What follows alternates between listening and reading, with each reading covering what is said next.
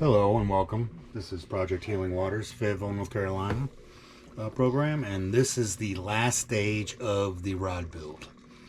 We have completed everything. We've done the Excuse me.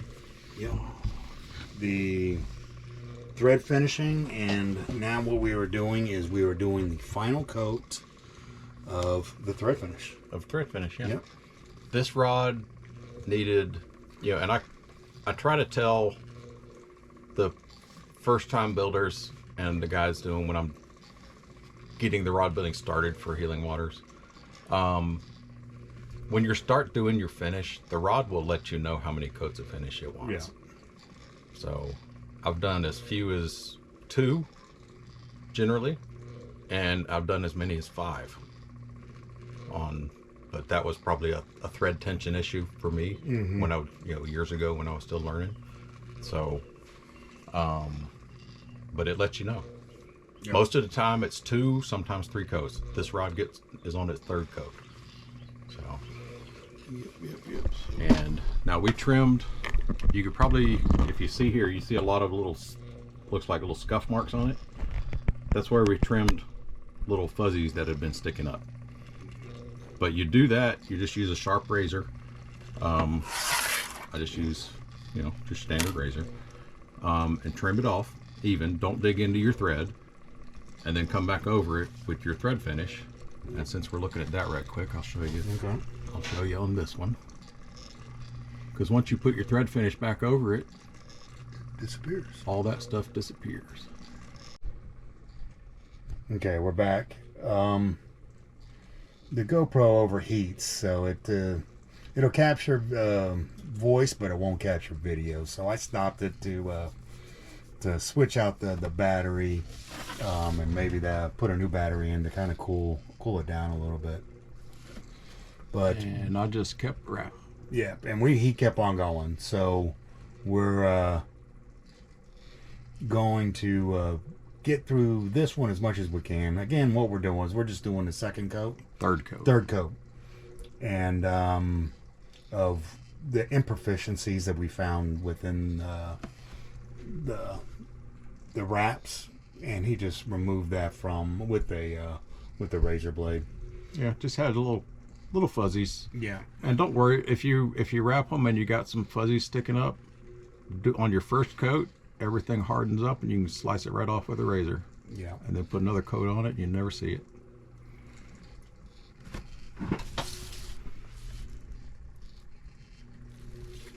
He's probably gonna have to swap sides here in a minute. Yeah. Okay.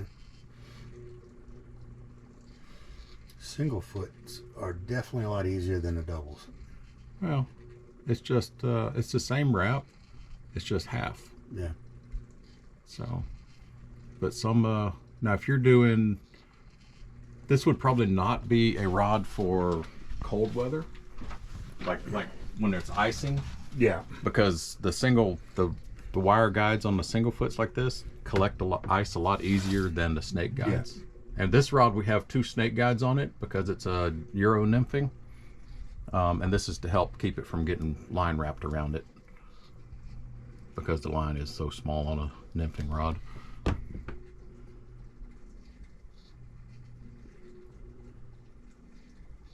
Hopefully I'll be able to take it to the tuck when we Yeah. go with the guy. I guess the leads are going. Are they? You should be going there too. Yes, all the North Carolina leads and I guess Maine volunteers are going to the Equinox Ranch outside of Western Carolina.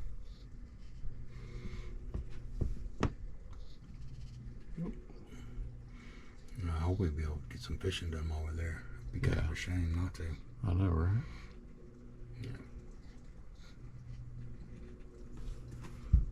And this tip probably don't need any, but I'm here, so I'm gonna put a little bit on it. You don't want to go crazy heavy with your thread finish because then you get footballs. Yes. Which is very obvious that you put too much finish on it. All right, one more section.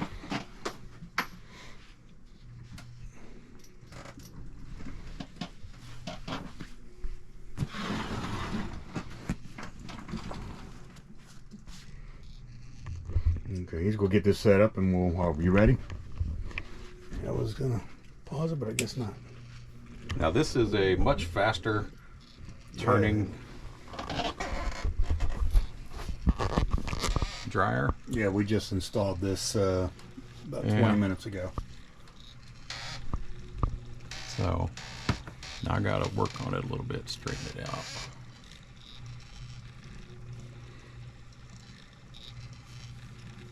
Yeah, there we go.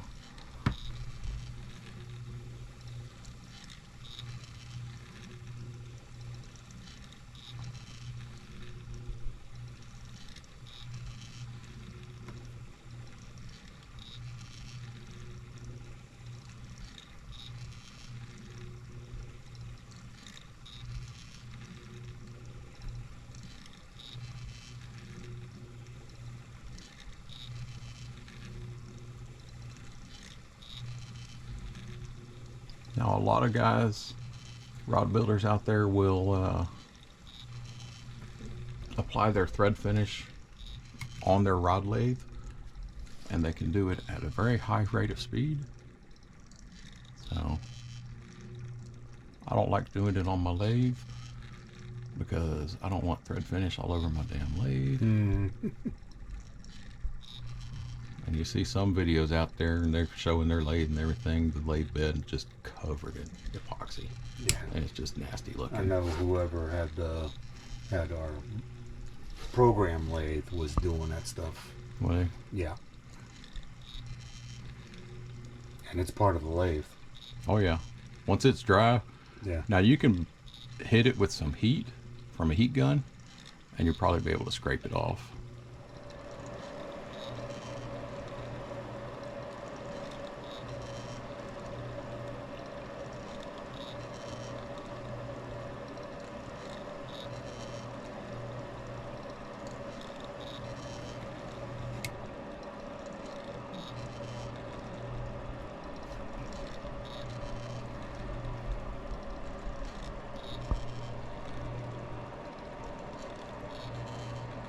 This is just getting rid of the lines because it spreads out a little easier with the long strokes versus the little short ones when it's rotating.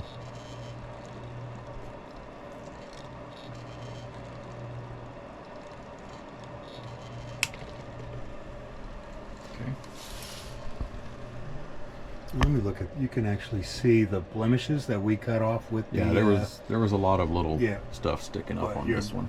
That's going to disappear here right now.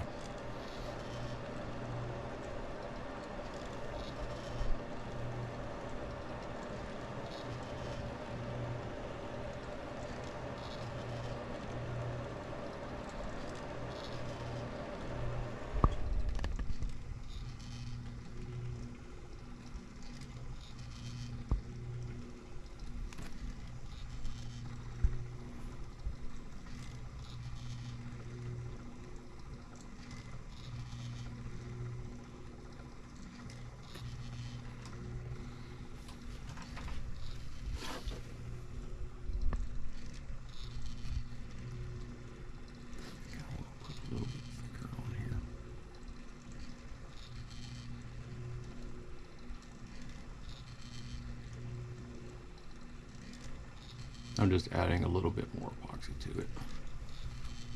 A little bit more finish. Make it a little bit thicker.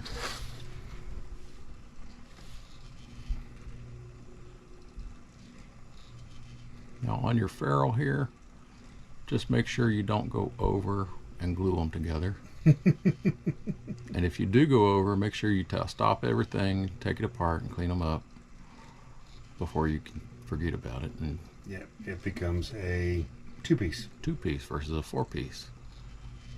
And hopefully you have your guide set, because then you could be in a lot of trouble. Yeah.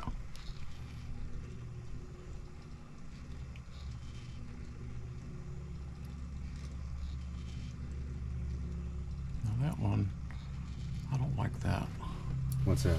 It's got a little blemish in it. That blemish isn't coming through? I saw that. Yeah. I don't know why.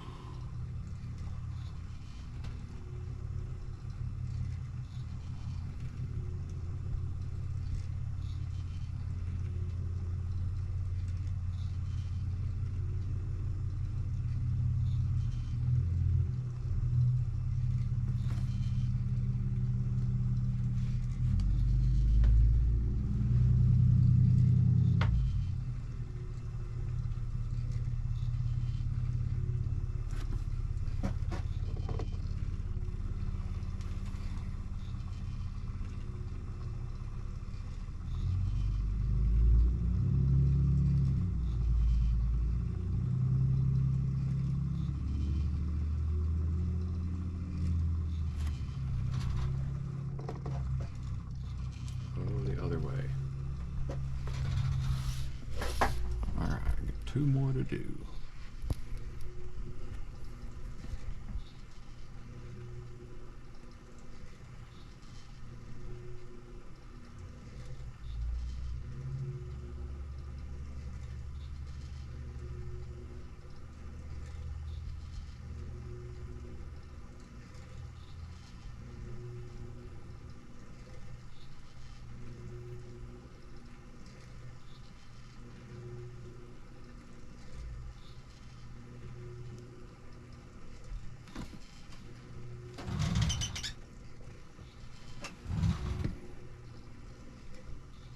And what he's doing there, this motor, if you actually, if it gets any restriction, will actually reverse itself. It's called a synchronous motor. Yeah. Okay. I got one more I need to grab.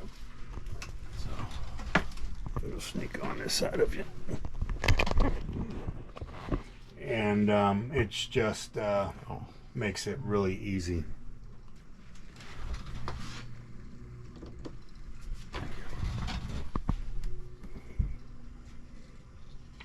To switch the rotation of the rod. yeah, it'll do clockwise and counterclockwise. Mm-hmm.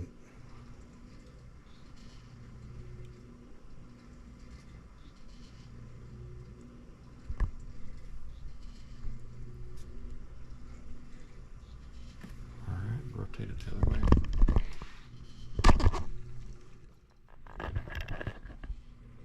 Now I'm doing it back and forth like this so I can get my finish. See, I went over a little bit, so I'm gonna have to wipe that off. Okay.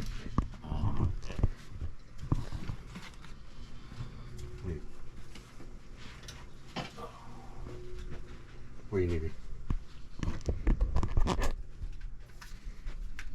See, if you happen to go outside of your designated line, you can come back to it and just wipe it off with some alcohol, which is what I'm doing here, and then go back and fix it. Simple enough.